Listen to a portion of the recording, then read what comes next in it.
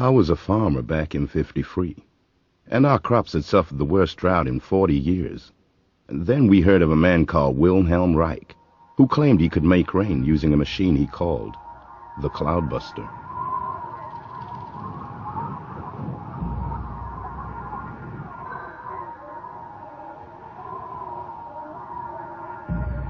So, we wrote him a letter, asking for his help.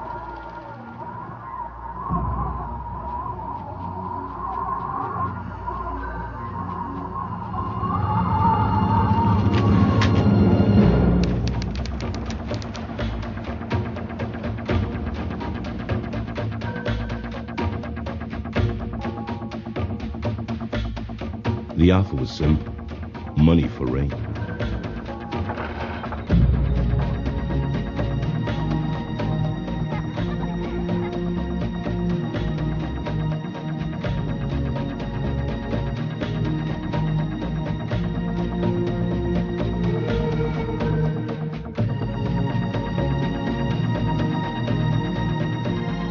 Reich arrived with his son, Peter.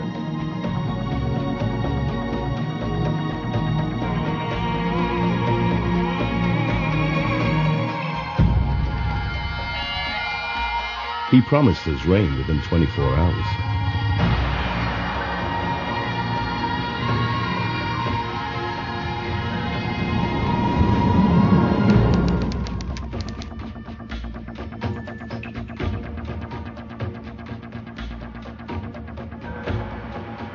I remember asking him how it worked. He said kinda like a lightning rod, using an energy he called orgone.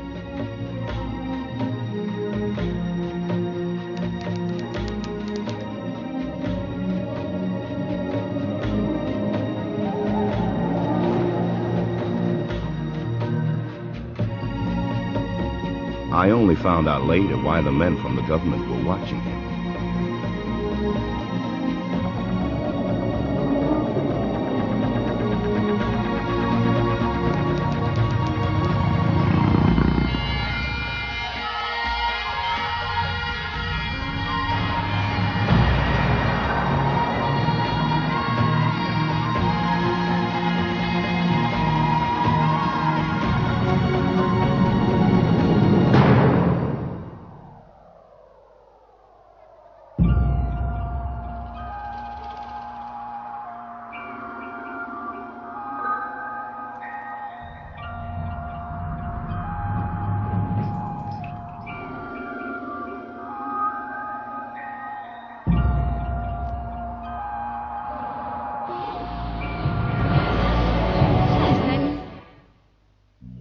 If anything, I remember the air getting drier, but I didn't doubt him. Reich had a confidence that stuck to you.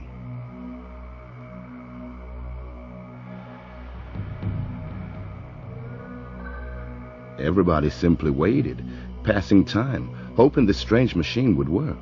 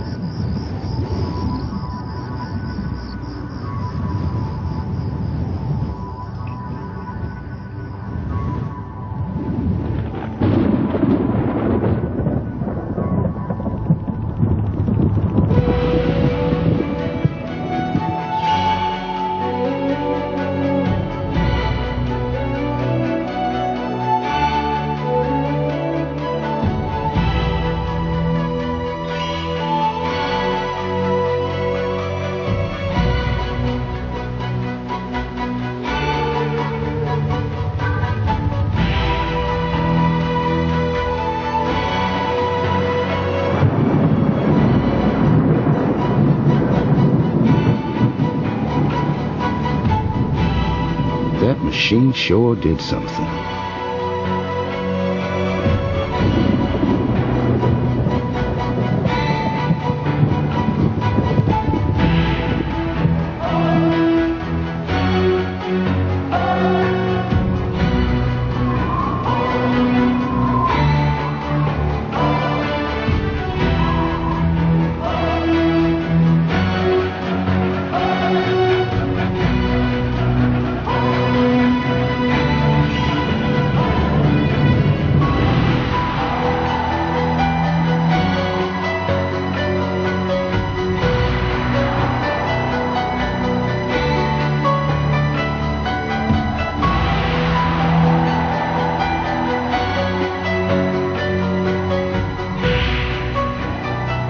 And that was the last I ever saw of Wilhelm Reich.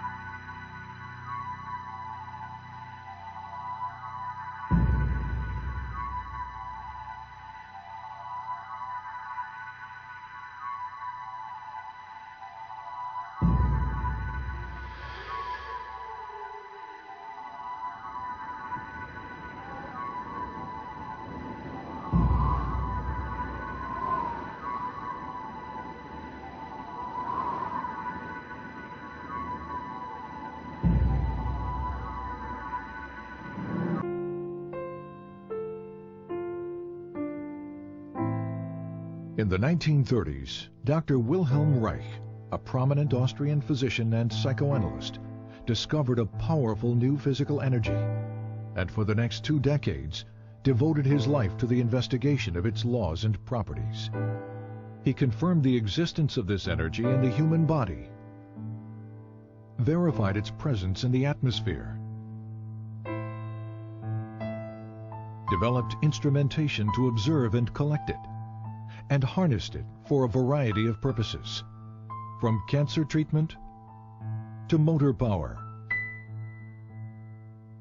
to weather experimentation. Reich called his discovery orgone energy.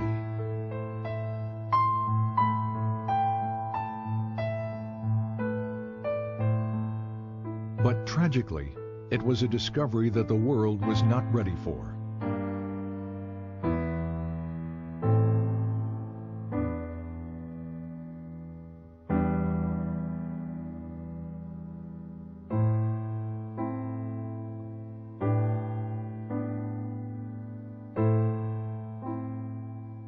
Wilhelm Reich was born in 1897 in Galicia, the easternmost part of the Austro-Hungarian Empire, now the Ukraine.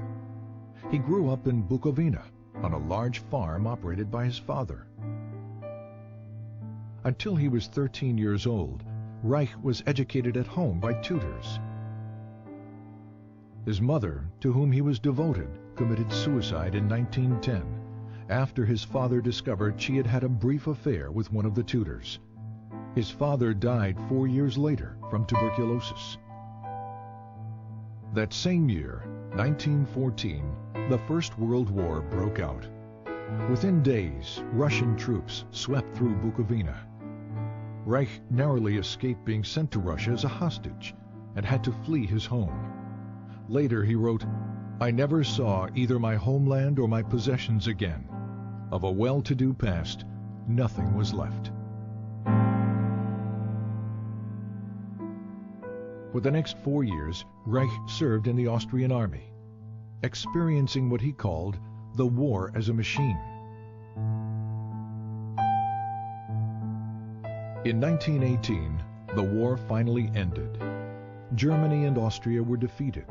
The Austro-Hungarian Empire was broken up, and Bukovina became a part of Romania.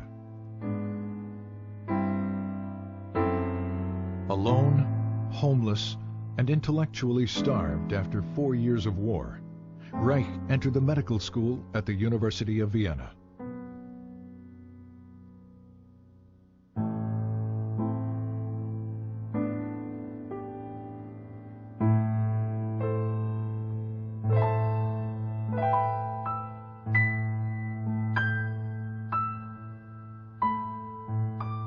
Reich's recognition of the significance of sexuality drew him to the work of Dr. Sigmund Freud, the father of psychoanalysis.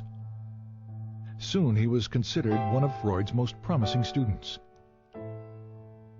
Freud had discovered that neuroses are caused by the conflict between natural sexual instincts and the social denial and frustration of those instincts.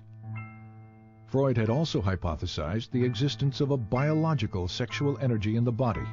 He called it libido, and described it as something which is capable of increase, decrease, displacement, and discharge, and which extends itself over the memory traces of an idea like an electric charge over the surface of the body.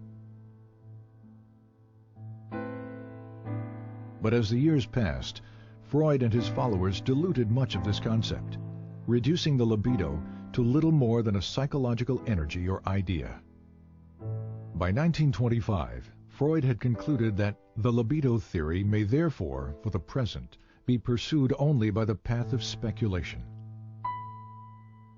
Reich's clinical observations, however, demonstrated that sexual energy was more than just an idea, and that sexual satisfaction, in fact, alleviated neurotic symptoms.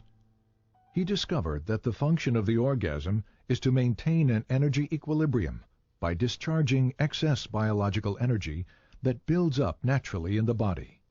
If that discharge function is disturbed, as it proved to be in all his patients, this energy continues to build up without adequate release, stagnating and fueling neurotic disorders.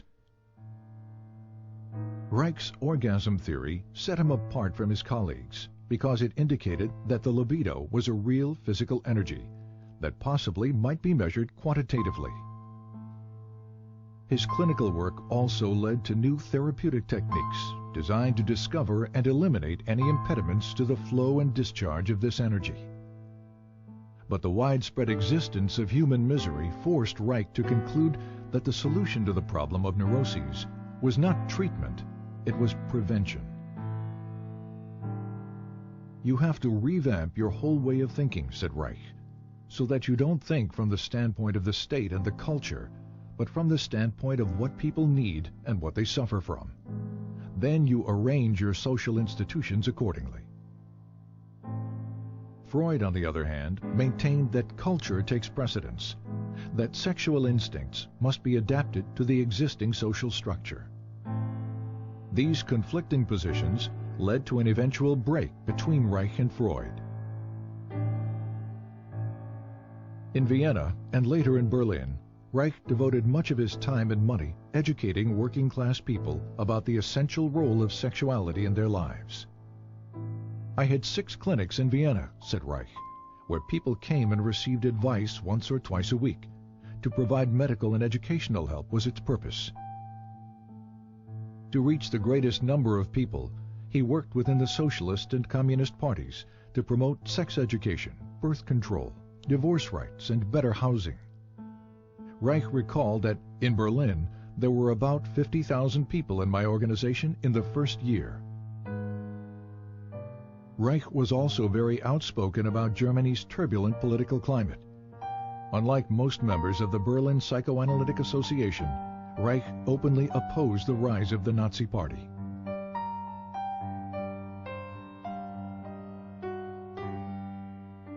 But his activities exacted a high price.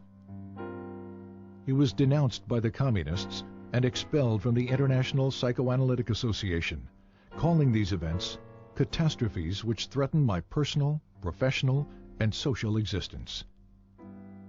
When asked what he would do, Reich replied, "Just go on."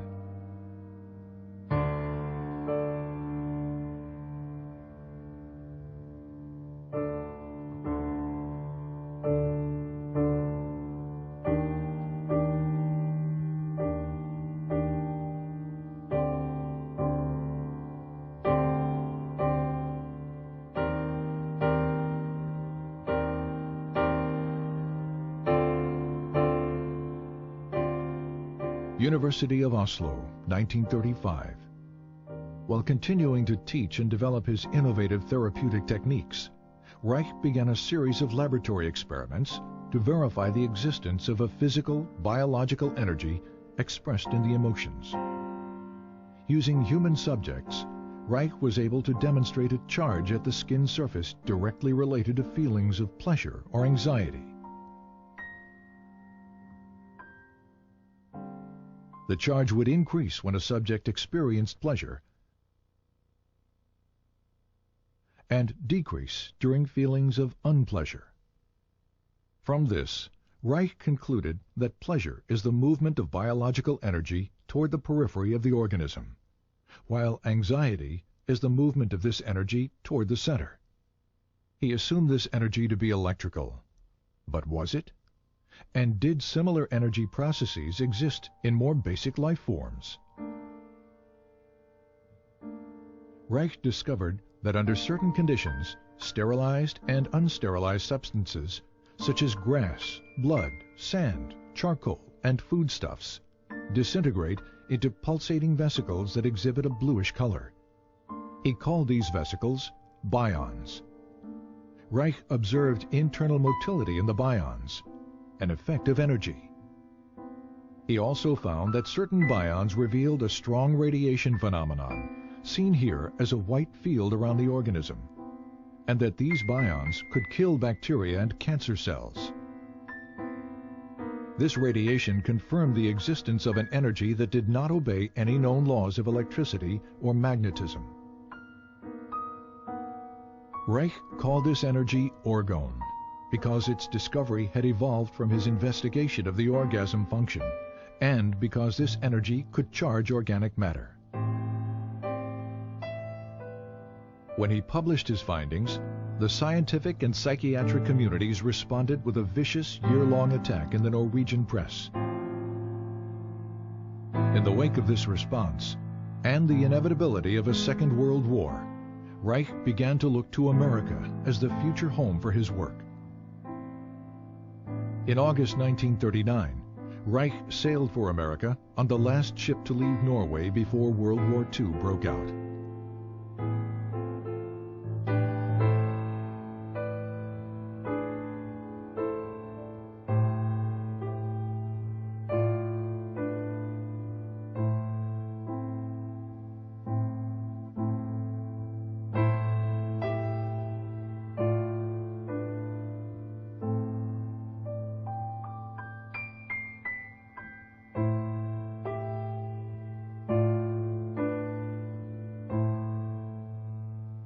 Reich settled in the Forest Hill section of New York City. He taught at the New School for Social Research in Manhattan.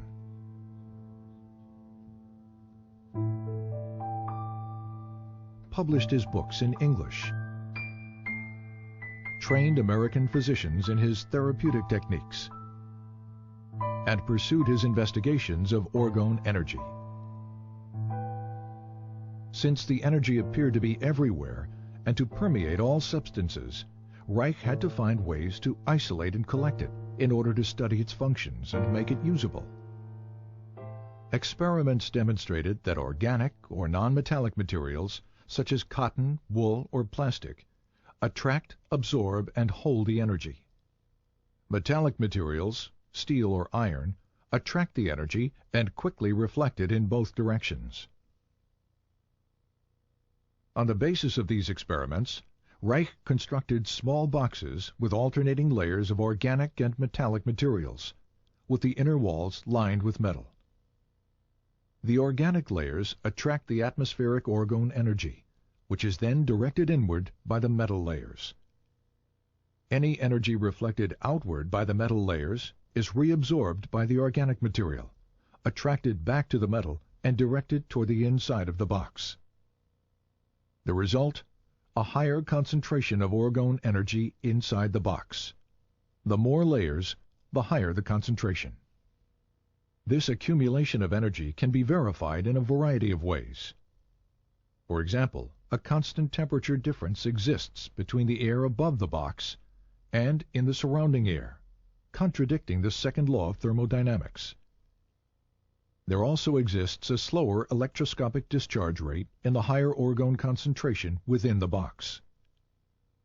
These layered boxes, known as orgone energy accumulators, became a valuable tool in Reich's scientific and medical research. Initially, they were used to observe visual manifestations of orgone energy within the enclosure and to test the effects of orgone radiation on cancer mice. Because his results with cancer mice were so promising, Reich decided to test the effects of orgone radiation on human subjects. He constructed orgone energy accumulators that were large enough for a person to sit in, and in 1942, he began experimental treatments with cancer patients. They were all terminal cases. Reich promised no cure and charged no money. Over a period of time, the patients showed marked improvement, relief of pain, healthier blood condition, weight gain, and the shrinkage and elimination of tumors. Despite these positive results, the patients died, reinforcing Reich's conviction that cancer is a bioenergetic shrinking following emotional resignation, and that the tumors themselves are not the disease, but merely a local manifestation of a deeper systemic disorder. Once again, Reich's focus became prevention. Reich also discovered that water and high humidity absorb and hold orgone energy, making it difficult to carry out experimental work in New York City during the summer. In 1940, on a camping trip to New England, Reich discovered the Rangeley Lakes region in Maine. With its low humidity and clean air, it provided an ideal environment for his work. In 1942, Reich purchased an old farm bordering on a small lake. He called it Orgone and envisioned it as a permanent home for the various branches of his work.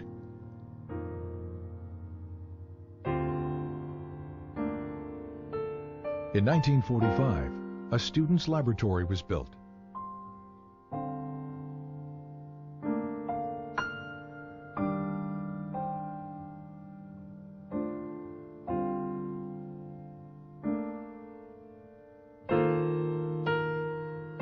Three years later, construction began on an orgone energy observatory, which included additional laboratory facilities, Reich's study and library,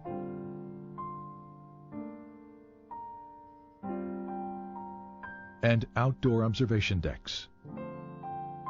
Funding for these buildings and for Reich's research came exclusively from his own income as a physician and teacher, and from loans and contributions by students. By 1947, after less than 8 years in America, Reich's work was attracting considerable interest as orgone research expanded into new areas of psychiatry, medicine, and biophysics. One of Reich's most significant new developments was the discovery of a motor force in orgone energy that had enormous practical implications. Here, Reich demonstrates a small motor being propelled by orgone energy from the body. And here, motor power is provided by orgone energy harnessed from the atmosphere.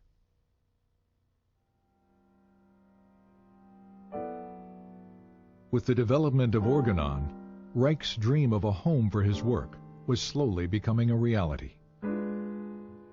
Sadly, it was a dream that he would not see fulfilled.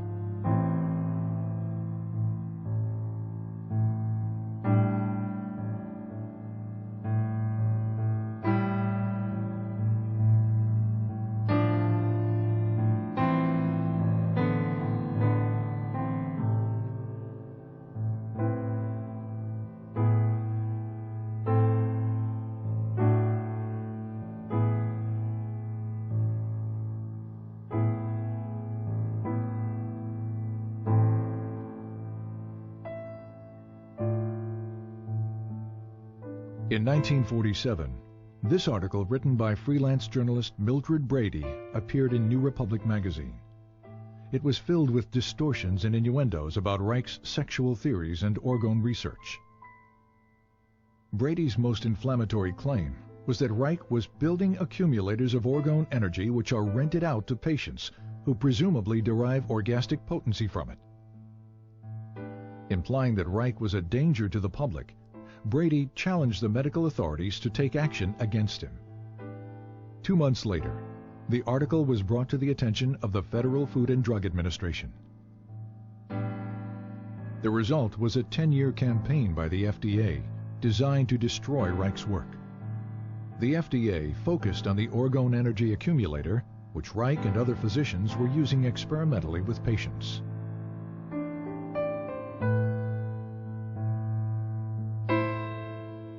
Convinced that the accumulator was being fraudulently promoted as a sexual and medical device, FDA agents spent years interviewing Reich's associates, physicians, students, and patients, looking for dissatisfied accumulator users.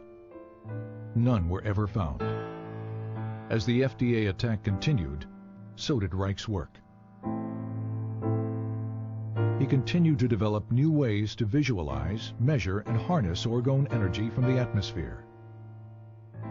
The Cloudbuster, for example, was an experimental instrument that could affect weather patterns by altering concentrations of orgone energy in the atmosphere.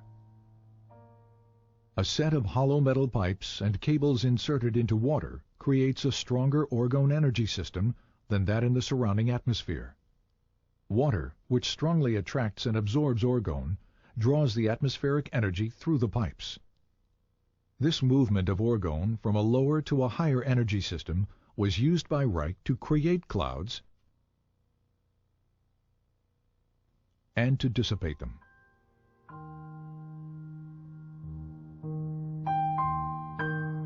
In 1953, during a long drought that threatened the Maine blueberry crop, several farmers offered to pay Reich if he could bring rain to the parched region. The Weather Bureau had forecast no rain for several days when Reich began his cloud-busting operations. 10 hours later, a light rain began to fall. Over the next few days, close to 2 inches fell. The blueberry crop was saved.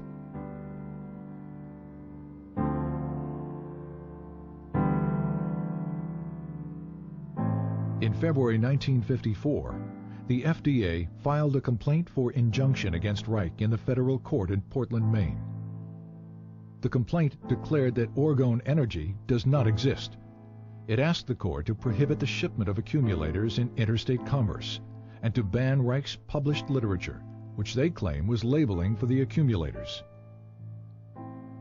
Reich responded to the complaint with a lengthy letter to Judge John Clifford, explaining that he could not appear in court since doing so would allow a court of law to judge basic scientific research.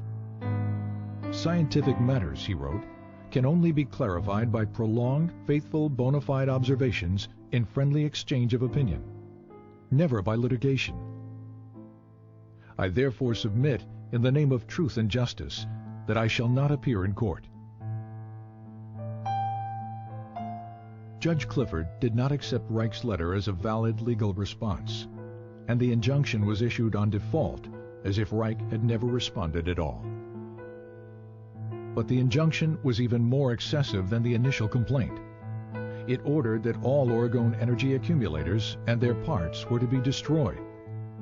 It ordered all materials containing instructions for the use of the accumulator to be destroyed as well. It also banned a list of Reich's books containing statements about orgone energy, until such time as all references to orgone energy were deleted. After the initial shock, Reich continued his work, traveling to Arizona to experiment with the Cloudbuster in the dry desert environment.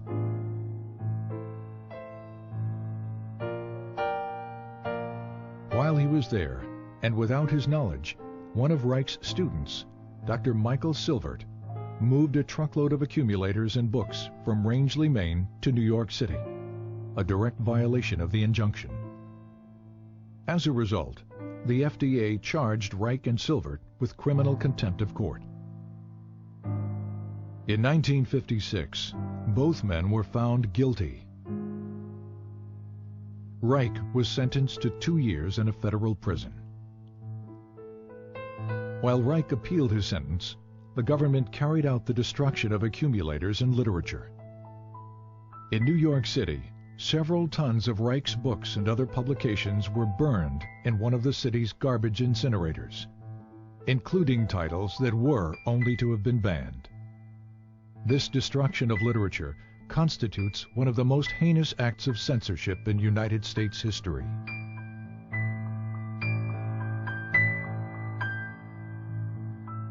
All appeals denied, on March 11, 1957, 2 weeks shy of his 60th birthday, Wilhelm Reich was imprisoned at the Federal Penitentiary in Lewisburg, Pennsylvania. He died there of heart failure 8 months later, on November 3, 1957, and was buried at Orgone.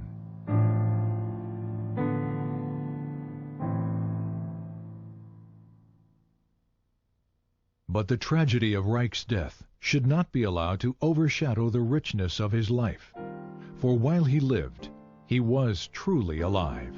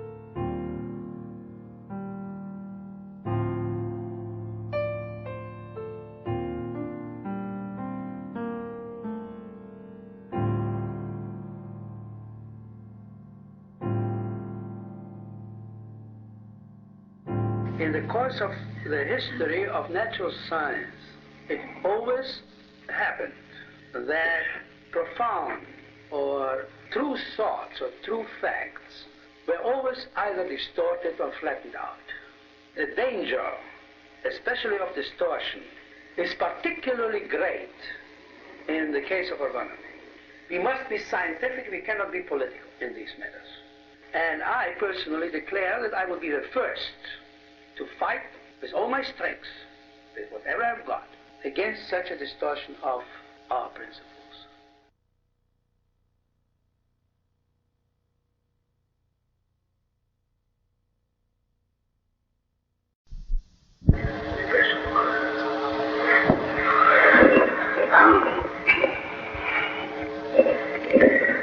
It is April 3rd, 1952, at Orgone, Rangeley, Maine.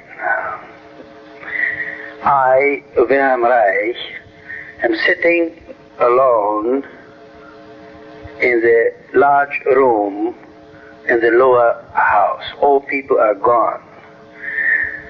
In the morning and the whole day yesterday, a meeting took place of the members of the Board of Trustees of the foundation which carries my name.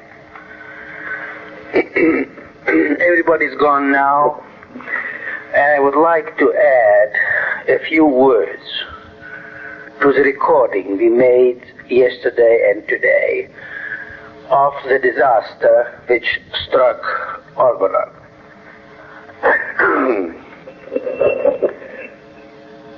nobody here to listen to what I'm saying. The recording apparatus is the only witness. I hope that someone will, at some time in the future, listen to this recording with great respect. Respect for the courage that was necessary to sustain the research work in orgone energy and life energy all through these years.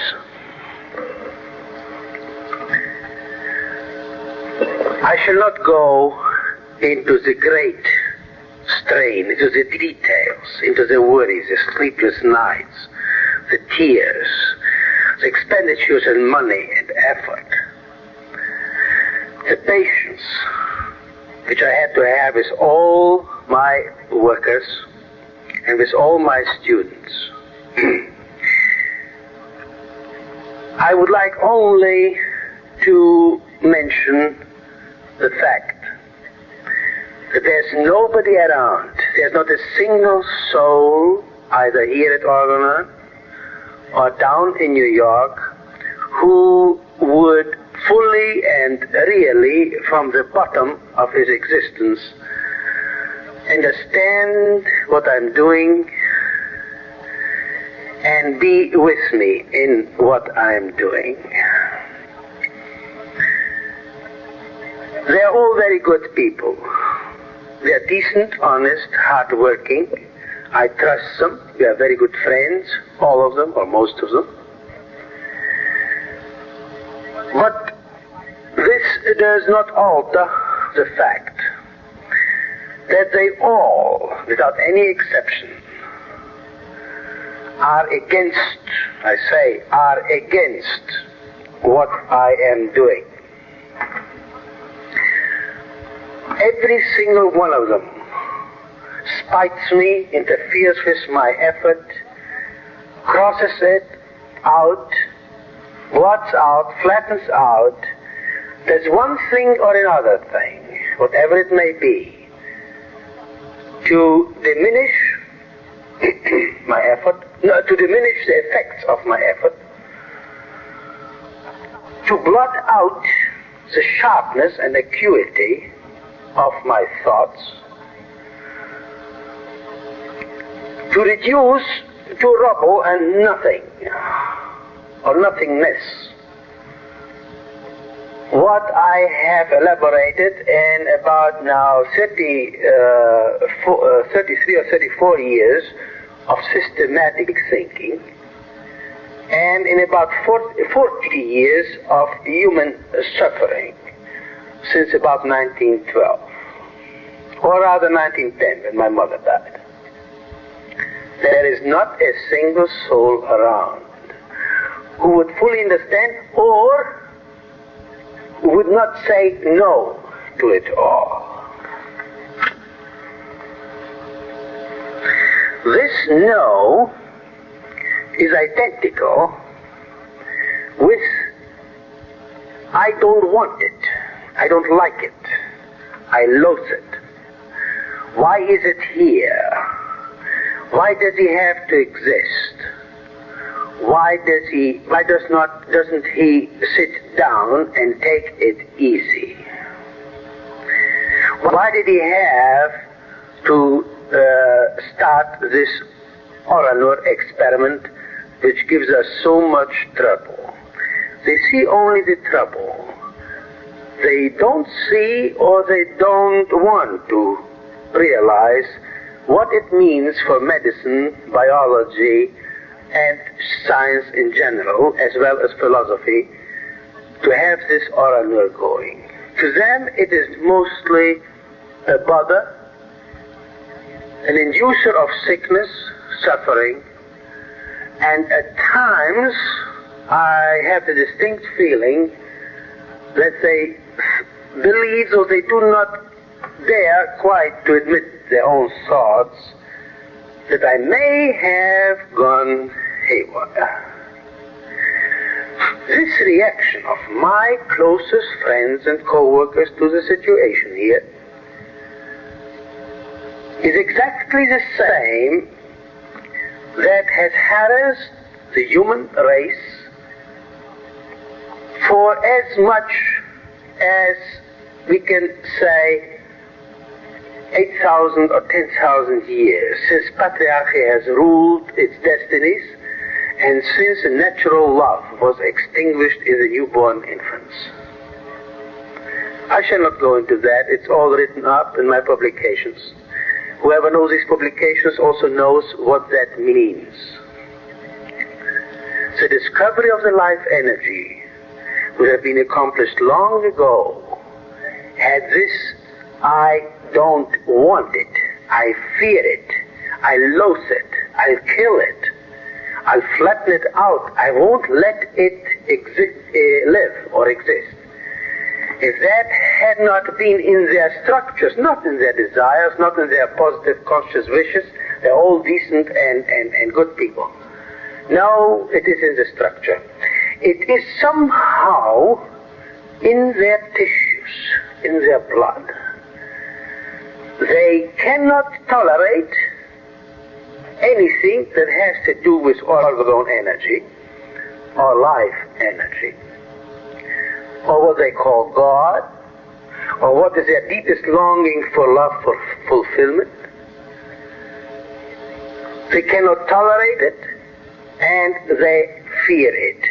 They fear it by way of structure.